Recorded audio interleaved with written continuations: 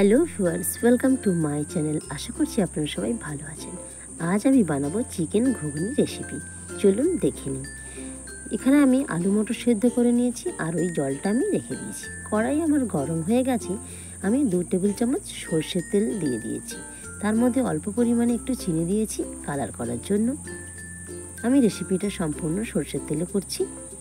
দেখুন, চিনিটা একটু লাল হয়ে যাবে, জাস্ট ফুটে উঠবে। আমি এখানে এলাচ, দারচিনি, লবঙ্গ, 2টো তেজপাতা দিয়ে দিয়েছি। আর এখানে 2টো বড় মিডিয়াম সাইজের পেঁয়াজ আমি কুচিয়ে দিয়ে দিয়েছি।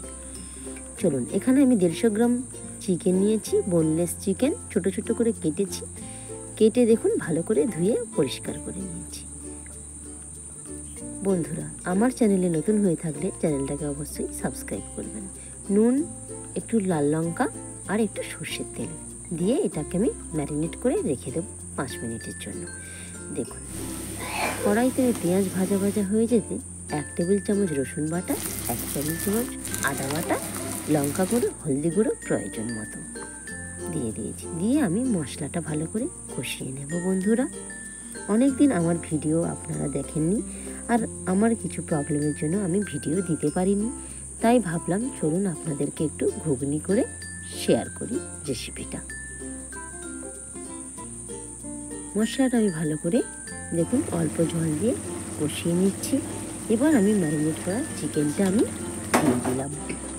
চিকেনটাকেও ভালো করে আমি কষিয়ে নেব।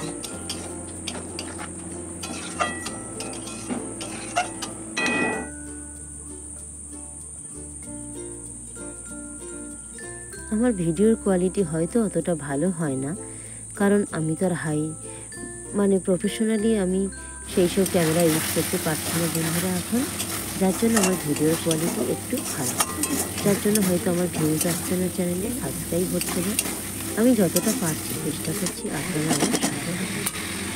এখানে আমি আলু মটর সেদ্ধটা দিয়ে দিই।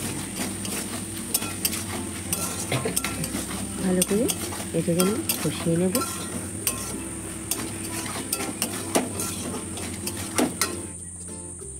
পরিমাণ মতো লবণ অ্যাড করলাম।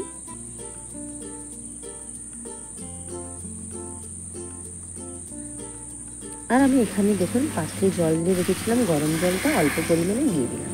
রেসিপিটা আমি কাঁচা ঠান্ডা জল দেব না, আমি গরম জলই অ্যাড করব, তাহলে এর টেস্টটা ভালো হয়। ঢাকা দিয়ে দেব। দেখুন কিছুক্ষণের জন্য ঢাকা দিয়েছি, দেখছি তরকারিটা আমার দেখুন জলটা একটু টেনে নিয়েছে। চলুন একটু বাইরে ভিউজ দেখে আসি। আজকে মেঘলা ওয়েদার, দেখুন আমাদের এখানে ওয়েদারটা কেমন, খুবই সুন্দর আর সুন্দর হাওয়া দিচ্ছে, ওয়েদারটা খুবই ভালো। চলুন এবার রান্নার দিকে যাই।